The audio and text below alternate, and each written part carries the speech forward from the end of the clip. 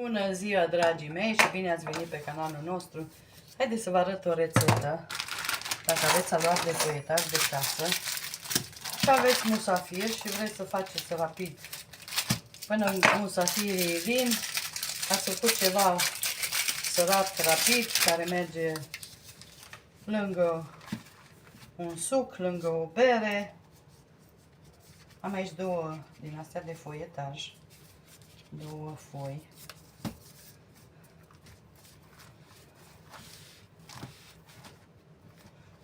Așa. Mi-am avut cam de mult în frigider. Tot am zis că fac, dar nu mai venit rândul lor. Și am zis că gata, astăzi le fac. Nici nu le mai... nici nu mai stau la discuție. Așa, peste ele aici pun cremă de brânză. Nu întind nimic, las așa cum e.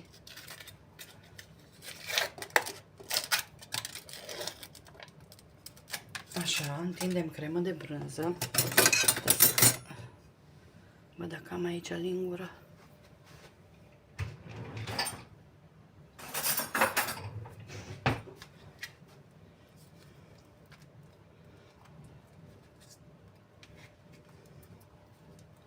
De care aveți.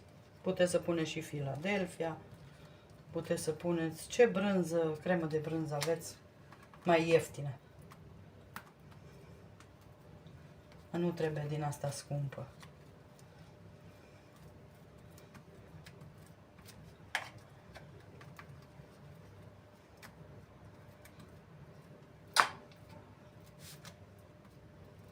Așa.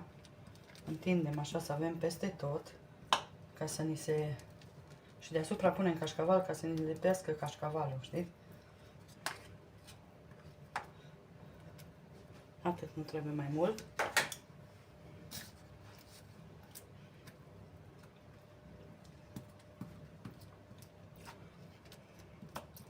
Acum nu știu dacă nu trebuia să mi-o iau eu după foaia asta, dar sper să meargă.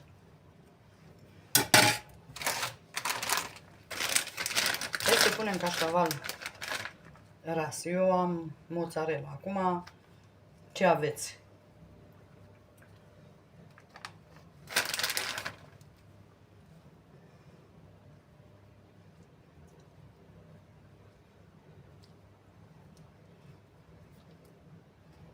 Mie îmi place mozzarella că nu e așa de... nu e sărată tare.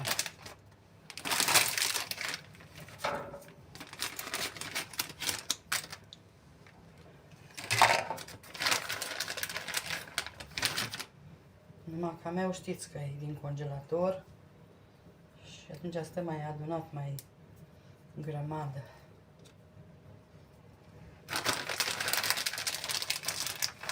Am și mozzarella din aia proaspătă, dar aia lasă mai multă apă. Și atunci mai bine prefer să pun din asta. Tot așa din aluatul ăsta puteți să faci așa cum fac eu modelul ăsta.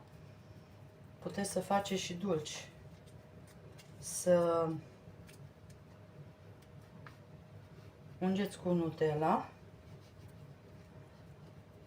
Și dacă doriți puteți să puneți nucă, dacă nu lăsați așa. Sau alune, ce aveți. Așa, apăsăm puțin. Așa. Sau puteți să radeți brânză sărată. Eu să pun puțină sare, că mozzarella mea nu-i sărată, brânza nu-i sărată. Și atunci să aibă un pic. Acum desfacem și ăsta la alt.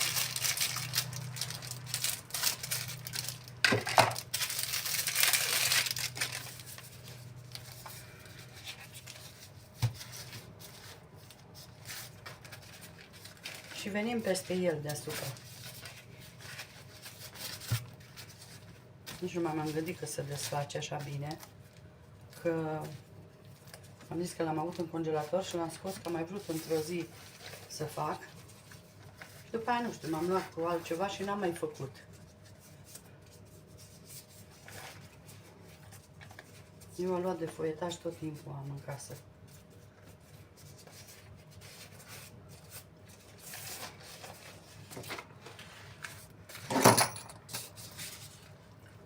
Acum unim așa.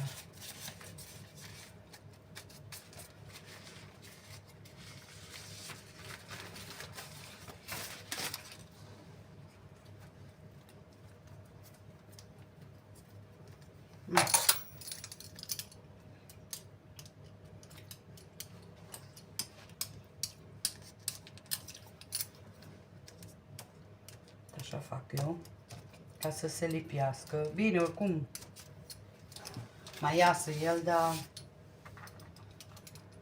tot rămâne ceva.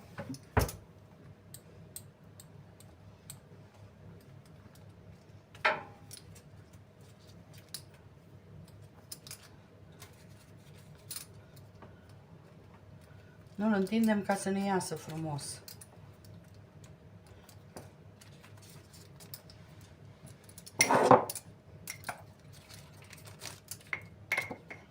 Așa.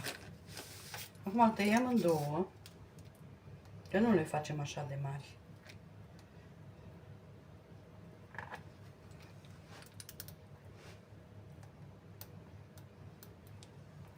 Futița mea nu e prea așa bună, dar merge.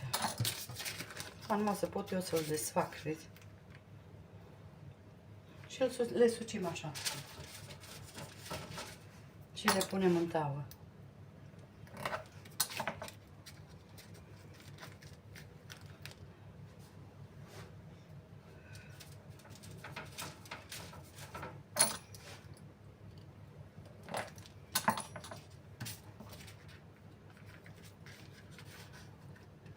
Le desfac greu că trebuia eu să le iau. Mai bine le luați de pe... Le luați de pe hârtie și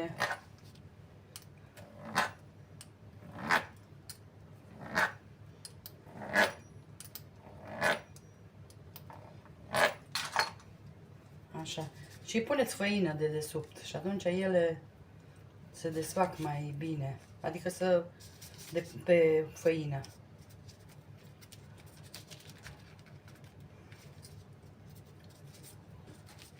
Am vrut prima dată să pun doar am făină aici, dar nu știu ce m-am zăpăcit. Merge și așa.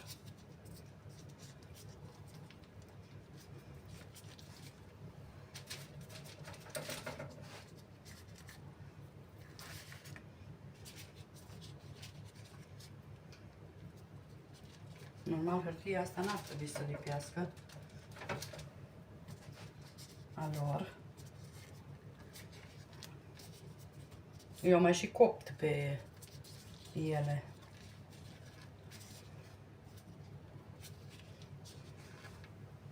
Uite așa.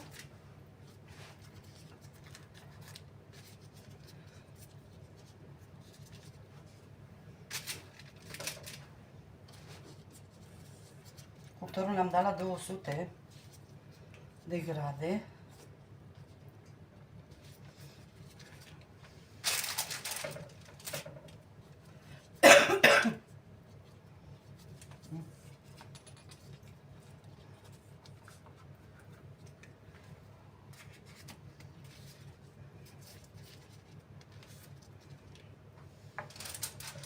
M-a zis și cu Nutella puteți să le faceți. Ce? Iar bune. Uite că puteam să fac și eu jumate ca să vă arăt.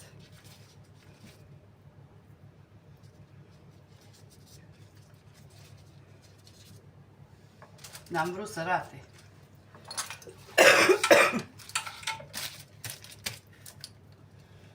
Acum puteți să le tăiați cât doriți, dar nici subțiri, că nu puteți să le faceți ca lumea. Acum pun în tava asta tot ce intră, chiar dacă le înghesui, că nu mai las-o pentru o tavă câteva.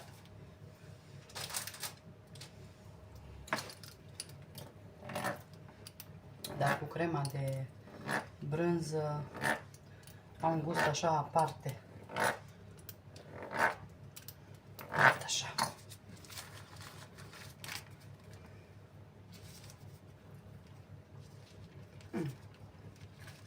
Hai și mâncăm. Uite așa. Ele oricum se mai strâng de la coacere.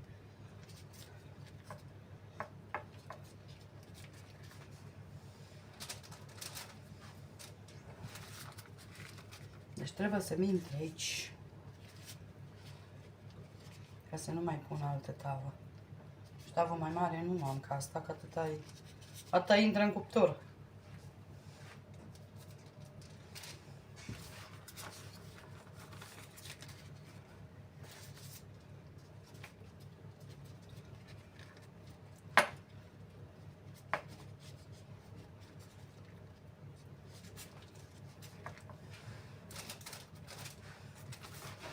Pe le ungem cu ou. Punem susan, chimion, ce doriți puneți pe ele deasupra, mac.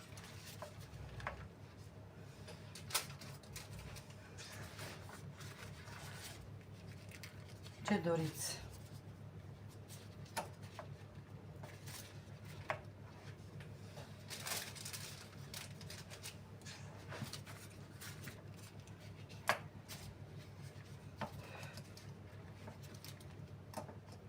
Acum v-am ținut cu mine aici să vedeți.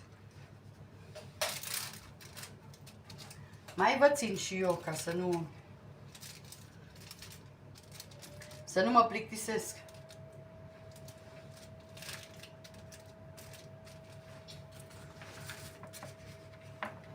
Îmi trece și mie mai.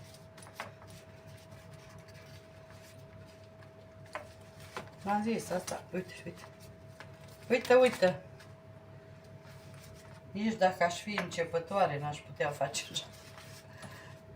Numai n-am vrut să pun făină deloc. Vezi?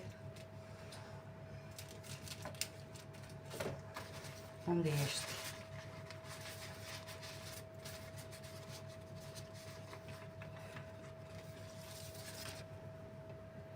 Toată masa am umplut-o cu cașcaval și cu... Bun.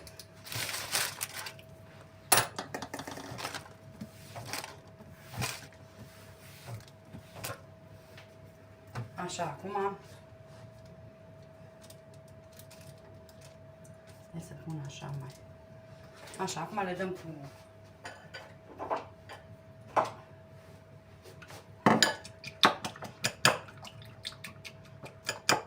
Eu am pus ou întreg, nu mai pun lapte, nu mai pun...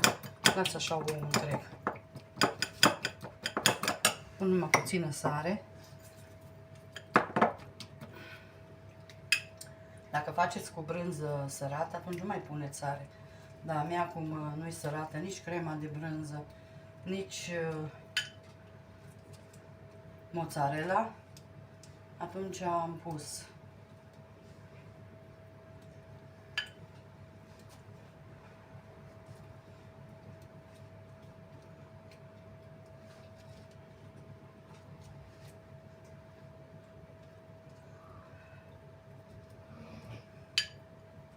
na.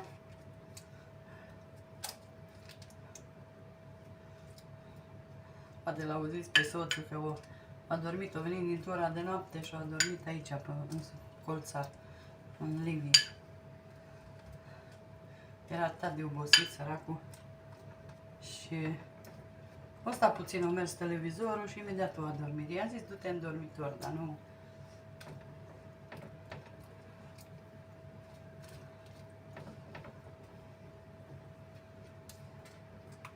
A venit, a mâncat și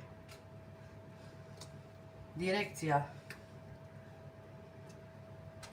Dar lui îi place să stea aici, se pune pe colțar, zice că se uită la televizor, dar adorme la foc automat. Ok, haideți să punem susan. Eu o să pun susan.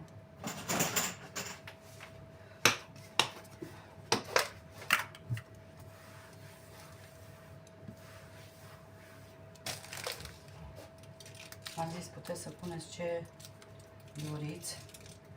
Mie îmi place foarte mult susanul când se prăjește.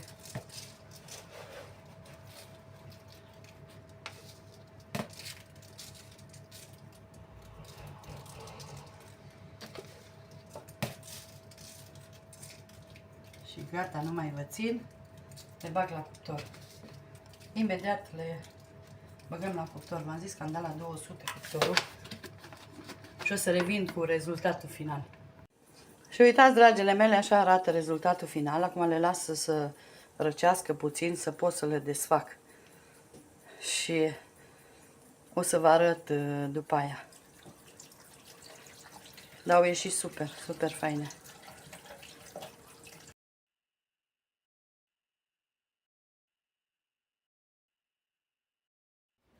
Și uitați, dragile mele, ăsta e rezultatul final, deci au ieșit super, super, super. Haideți să iau unul să...